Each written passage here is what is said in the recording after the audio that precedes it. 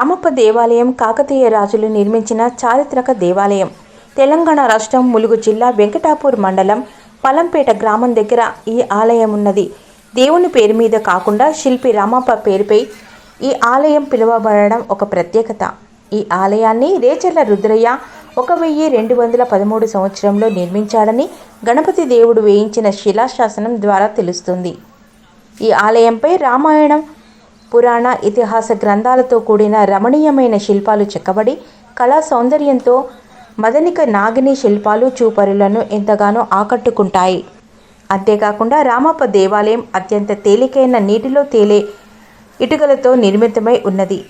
ఆలయంలో నందీశ్వరుడు తన స్వామి ఎప్పుడు పిలుస్తాడో అన్నట్లు అప్రమత్తంగా చెవులు రిక్కరించి ఉన్నట్లు ముందు వైపు నుంచి ఏ దిశ నుంచి చూసినా నందీశ్వరుడు మన వైపు చూస్తున్నట్టు ఉండడం శిల్పి కళా నైపుణ్యానికి అద్దం పడుతుంది. 8 దశాబ్దాల నాటి ప్రాచీన కట్టడమైన రామప్ప ఆలయం నిర్మాణం ఇసుకపై జరగగా నీటిపై తేలే ఇటుకలతో గోపుర నిర్మాణంతో పాటు ఆనాడు వాడిన రాళ్ళు నేటికి రంగును కోల్పోకపోవడం వంటి ప్రత్యేకతలతో 2021 జూలై 25న యునెస్కో ప్రపంచ వారసత్వ హోదా గుర్తింపు పురాతన రామప్ప దేవాలయానికి దక్కడం తెలంగాణ రాష్ట్ర ప్రజలకు ఎంతో గర్వకారణం. రామప్ప గుడి గొప్పని కీర్తిద్దామా, రమ్యమైన శిల్పాలను చూసి వద్దామా. రామప్ప గుడి గొప్పని కీర్తిద్దామా, రమ్యమైన శిల్పాలను చూసి వద్దామా. గణపతి దేవుని కాలంలో వెలసినాదట, రేచల్లా రుద్రుడు నిర్మించినాడట. గణపతి దేవుని కాలంలో వెలసినాదట, రేచల్లా రుద్రుడు నిర్మించినాడట. రామప్ప శిల్పి చేత చెక్కబడినట, రామప్ప శిల్పి చేత చెక్కబడినట. శతాబ్దాలు గడిచిన చెదరలేదట. రామప్ప రామప్ప గుడి గొప్పని కీర్తిద్దామా, రమ్యమైన శిల్పాలను చూసి వద్దామా, రమ్యమైన శిల్పాలను చూసి వద్దామా. ఇటుకలచుట నీటిపై తేలుతాయట, శిల్పకళా కౌశలము కనుల విందట. ఇటుకలచుట నీటిపై తేలుతాయట, శిల్పకళా కౌశలము కనుల విందట. నాట్య శాస్త్ర భంగిమలు పెద్ద ముచ్చట, నాట్య శాస్త్ర భంగిమలు పెద్ద ముచ్చట. రామలింగేశ్వరుడి దైవమిచ్చట. రామప్ప రామప్ప గుడి గొప్పని కీర్తిద్దామా, రమ్యమైన శిల్పాలను చూసి వద్దామా, రమ్యమైన శిల్పాలను చూసి వద్దామా. ఇసుకతో పునాదులను నింపినారట, నక్షత్రాకృతి కలిగిన దేవలమ్మట. ఇసుకతో పునాదులను నింపినారట, నక్షత్రాకృతి కలిగిన దేవలమ్మట. నల్లరాతి శిల్పాల అద్భుతమ్మట. స్వరములు పలికే శిల్పం చిత్రమేనట. రామప్ప రామప్ప గుడి గొప్పని కీర్తిద్దామా, రమ్యమైన శిల్పాలను చూసి వద్దామా. రామప్ప గుడి గొప్పని కీర్తిద్దామా, రమ్యమైన శిల్పాలను చూసి వద్దామా, రమ్యమైన శిల్పాలను చూసి వద్దామా, రమ్యమైన శిల్పాలను చూసి వద్దామా.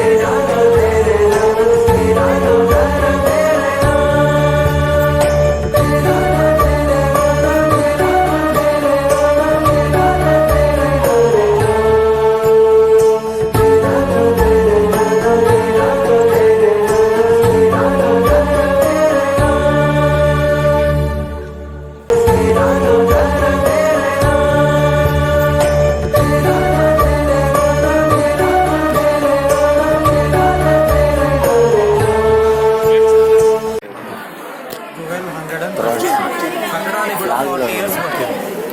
40 సంవత్సరాలు ఒక 300 మంది శిల్పులు కష్టపడ్డారు. ఓకే, రామప్ప అంటే ప్రధాన శిల్పి. ఆ శిల్పి పేరు మీదనే రామప్ప అంటున్నారు. గుర్తుపెట్టుకోండి, మన ఏ టెంపుల్కి వెళ్ళినా కూడా దేవుడి పేరు, రాజు పేరు ఉంటుంది. ఈ ఒక్క టెంపులే శిల్పి పేరు ఉంది. మన ఇండియా మొత్తంలో ఇక్కడ కూడా శిల్పి పేరు మీద ఆలయం లేదు.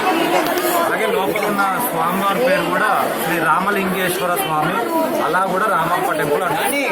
ఓకే, టెంపుల్ కట్టి ఈ సంవత్సరం తోటి కొన్ని ముందు వాళ్ళు వెళ్ళేవారు. టెంపుల్ కట్టి ఈ సంవత్సరం తోటి 810 years అవుతుందమ్మా. 810 సంవత్సరాలు ఈ టెంపుల్ కట్టి. రామప్ప అంటే మెయిన్ ఈ శిల్పం, ఈ బ్లాక్ అమ్మ. టెంపుల్ చూడండి, రాయిలో ఎంత చిన్న చిన్న రంధ్రాలు చేశారు చూడండి, సూది పట్టే అంత రంధ్రాలు చూడండి అమ్మ, ఎంత నైపుణ్యత చూడండి. ఆనాటి ఆ శిల్పుల గొప్పతనం చూడండి. రాయిలో అంత చిన్న చిన్న రంధ్రాలు, సూది పట్టే అంత రంధ్రాలు. ఈ మొత్తం చేయలేదు సార్, 13 ఉంటాయి. జస్ట్ 13 ఈ వైపు ఉండవండి, ఇక్కడ ఇటు సైడ్ ఉండవు. ఇక్కడ నుంచి ఇలా 1, 2 ఇక్కడ వరకు ఉంటాయి. 13 ఉంటాయి. ఆ 13 నెంబర్ ఏంటంటే శివుడికి ఇష్టమైన రోజుల్లో త్రయోదశి ఒకటి. ఆ త్రయోదశి తిథుల ప్రకారము 13th డే వస్తుంది. ద్వాదశి తర్వాత త్రయోదశి, అందుకే 13 ఉంటాయి హోల్స్. ఈ పిల్లర్కే ఉంటాయి, 13 ఉంటాయి. ఇప్పుడు ఈ మధ్యలో చూడండి అమ్మ, తాబేల ఆకారంలో ఉంది చూడండి, తాబేల ఆకారం. అది ఏనుగు, యాక్చువల్గా గజము, ఎలిఫెంట్. కింద చూడండి ఏనుగు తొండం ఉంది, కాళ్ళు ఉన్నాయి. పైన చూడండి తోక ఉంది, కాళ్ళు ఉన్నాయి. మధ్యలో శివుడు ఆ పొట్టలు, గజాసురుడి గర్భంలో. అవునండి, శివుడు ఒక వరం ప్రకారము గజాసురుడి పొట్టలో ఉంటాడు. ఆయన రాక్షసుడు, బట్ గొప్ప శివభక్తుడు. తపస్సు చేస్తే ఏం వరం కావాలి అంటే మీరు వచ్చిన కడుపులో ఉండాలని కోరుకుంటాడు గజాసురుడు. అప్పుడు శివుడు ఆ పొట్టలోకి వెళ్తాడు, గజాసురుడి పొట్టలోకి. ఆ పొట్టను చీల్చుకొని వస్తున్నటువంటి సందర్భం అది. మనకి అవుట్లుక్ ఏమో తాబేల్లాగా ఉంది, చూస్తే తాబేల్లాగా, బట్ ఎలిఫెంట్. ఇక్కడ ఇతడి కాలనే వినాయకుడికి పెడతారు. ఇప్పుడే వినాయకుడు ఇక్కడ బ్రహ్మ కూడా ఉన్నారు. బ్రహ్మ, ఇక్కడ ఇంద్రుడు, ఇక్కడ విష్ణుమూర్తి, లాస్ట్లో కుమారస్వామి. చూడండి మన నెమలి ఉంది, ఆయన వాహనం కాలు దగ్గర. తారకాసురుని వధిస్తున్నాడు. తారకాసుర వధ, గజాసుర వధ 2 అనమాట. ఇక్కడ భాగవతము, కృష్ణుడు ఆ గోపికలు స్నానం చేస్తున్నప్పుడు వాళ్ళ డ్రెస్సెస్ ఎత్తుకెళ్ళి చెట్టు మీద కూర్చున్నాడు మధ్యలో. వాళ్ళు అంతా నమస్కరిస్తున్నారు, అంత మా డ్రెస్సెస్ మాకు ఇవ్వండి అని. అదొక చేశారు కావాలని. అలా ఇక్కడ చెరువు ఉంది, రామప్ప చెరువు. ఇప్పుడు బయటికి వెళ్ళాక లెఫ్ట్ వెళ్ళాలి. ఇక్కడ బోటింగ్ ఉంది, టూరిజం, హరిత హోటల్ కూడా ఉంది. కాకతీయుల కాన్సెప్ట్ అండి, నగరము, ఆలయము, తటాకం అంటే ఒక చెరువు అన్నమాట. వాళ్ళ గుడి ఉందంటే కంపల్సరీ ఒక చెరువు ఉంటుందండి. వాళ్ళు చాలా ఇరిగేషన్కు చాలా ఇంపార్టెన్స్ ఇచ్చింది సార్. ఇప్పుడు తెలంగాణ ఇంత గ్రీనరీగా ఉంది అంటే ఆల్మోస్ట్ అన్ని కాకతీయులు తవ్వించిన చెరువులేనండి. దాన్ని ఇప్పుడు మీకు ఈజీగా అర్థం కావడానికి 3T అని చెప్తారు. Town, temple and tank. Tank అంటే లేక్, కాకతీయులు అంటే 3T. వాళ్ళ చెరువులు అన్నీ కూడా గొలుసు కట్టే చెరువులు. ఒక దాంట్లో వాటర్ ఎక్కువైన అనుకోండి, ఇంకో దాంట్లో వెళ్ళే విధంగా ఉంటుంది. మధ్యలోనేమో నటరాజు ఉంటారు, చిన్న విగ్రహం ఉంది కదా నటరాజు స్వామి. ఫస్ట్ పైకి నమస్కరించుకుంటారు కదా నాట్యం స్టార్ట్ చేసే ముందు. ఇప్పుడు చుట్టూ వీళ్ళేమో అష్టదిక్పాలకులు, అంటే 8 డైరెక్షన్స్ కదా, ఈస్ట్, వెస్ట్, సౌత్, నార్త్, మళ్ళీ కార్నర్స్. ఇది ఈస్ట్ సార్. ఈస్ట్కి ఈ ప్లేస్లో ఇంద్రుడు చూడండి, వాహనం ఉంది ఐరావతం కూడా, ఎలిఫెంట్. ఇంద్రుడు తూర్పుకు అధిపతి ఇంద్రుడు, ఆగ్నేయంలో అగ్నిదేవుడు, దక్షిణాన యముడు, అలా నైరుతిలో నిరుతి, పడమర వానదేవుడు వరుణ, ఇటు వాయువు అంటే గాలి, నార్త్ కుబేరుడు, నార్త్ ఈస్ట్ ఈశాన్యంలో ఈశ్వరుడు. అంటే వాస్తు సార్, ఒక్కో దిక్కు పాలకుడు, అష్టదిక్పాలకుడు వాస్తు. ఇక్కడ ఒక కొంచెం వెనక్కి ఇక్కడ క్షీరసాగరం అమృతం తెలుసు కదండి. దేవతలు, రాక్షసులు అమృతం గురించి ఆ వాసుకి పామది, వాసుకిని తాళ్ళ వేసుకుని చర్ణం చేస్తాం అమృతం గురించి. ఇక్కడ వచ్చినటువంటి అమృతం ఇటు డిస్ట్రిబ్యూషన్. ఇక్కడ కలశం ఉంది చూడండి, మధ్యలో కలశం, పాము ఉంది. లెఫ్ట్ విష్ణువు ఉంటారు, సెకండ్ మోహిని. అంటే జగన్మోహిని అవతారంలో వచ్చి అమృతం అందజేస్తారు. ఇటు దీపావళి స్టోరీ, నరకాసుర వధ. లాస్ట్లో చూడండి సత్యభామ బాణం వేస్తున్నారు, రథసారథిగా కృష్ణుడు. ఇక్కడ ఏనుగు చూడండి, ఏనుగు మీద నరకాసురుడు, వెనక వాళ్ళ సైన్యం అంతా. ఇటు ఫైట్ అండి, ఆ సైన్యం ఇక్కడ కంటిన్యూషన్, ఇక్కడ వార్. అంటే ఇవన్నీ సరే కొన్ని శివపురాణం ఉంటుంది, మహాభారతం అన్ని కలిపి చెక్కారు. అంటే అప్పుడు టెంపుల్స్నే కదా అండి ఎడ్యుకేషన్ సెంటర్స్ లాగా డెవలప్ చేసేవారు. ఇప్పుడు అంటే స్కూల్స్ ఉన్నాయి కదా, ఇప్పుడు దేవాలయాలప్పుడు పాఠశాలలు ఏదైనా ఇక్కడ నుంచి నేర్చుకున్నాం. అది వేరే చెప్తాను. డ్యామేజ్ అంటే అప్పుడు ఢిల్లీ సుల్తాన్స్ అంటే అల్లావుద్దీన్ ఖిల్జీ యొక్క సేన అని మాలిక్ కాఫూర్ అప్పుడు ప్రతాపరుద్రుడిని ఓడించాక వరంగల్ కోట, వేయి స్తంభాల గుడి, రామప్ప ఇలా చాలా టెంపుల్స్ అప్పుడే డిస్ట్రాయ్ అయ్యాయి. ఇవన్నీ కూడా వాళ్ళ కాన్సెప్ట్ వాళ్ళకు ఫేమస్ ఈ నాట్యం కాకతీయుల టైంలో ఉండే పేరిణి నృత్యము, పేరిణి శివతాండవం అంటారు. ఇది కాకతీయులు కంపోజ్ చేసుకున్నారండి, సపరేట్ డాన్స్ ఫామ్. ఎందుకంటే వాళ్ళు వార్కి వెళ్తారు కదా యుద్ధానికి, ఆ యుద్ధానికి వెళ్ళేటప్పుడు ఆ నాట్యం చేపించేవాళ్ళు వాళ్ళ సైన్యాన్ని ఉత్తేజపరచడం కోసం. అది యాక్చువల్గా అయితే ప్రేరణ సార్, ప్రేరణ. ఇప్పుడు పేరిణి అంటున్నాం, గుర్తుపెట్టుకోండి. ఇప్పుడు అఫీషియల్గా తెలంగాణ రాష్ట్ర నృత్యంగా ప్రకటించారు. ఇప్పుడు ఆంధ్రప్రదేశ్కి కూచిపూడి అయిందండి, ఇప్పుడు తెలంగాణకు ఈ నాట్యం పేరిణి. ఇక్కడ ఒక మండపం ఉండేది సార్, కళ్యాణ మండపం ఉండేది కదా, అంత మళ్ళీ కడుతున్నారు. అంతా బయట స్టోన్స్ ఉన్నాయి చూడండి, ఈ టెంపుల్ నెంబర్ వేసి పక్కకు పెట్టారు, వాళ్ళ నెంబర్ల ప్రకారం మళ్ళీ కడతారు అంటారు. ఈ టెంపుల్ కూడా చూడండి అంత అనీవెన్గా ఉంది, మీరు అబ్జర్వ్ చేస్తారు లోపల అంత అప్ అండ్ డౌన్స్ ఉన్నాయి. మధ్యలో ఎక్స్చేంజ్ వచ్చిందంటే 17 అసలు అనీవెన్ అయినాయి సార్. చూడండి సార్, టెంపుల్ ఇంత కుంగినా కూడా పైన స్ట్రక్చర్ ఏం కాదు చూసారమ్మా, టెంపుల్ ఇంత కుంగినా పైన ఏం కాదు. ఎందుకంటే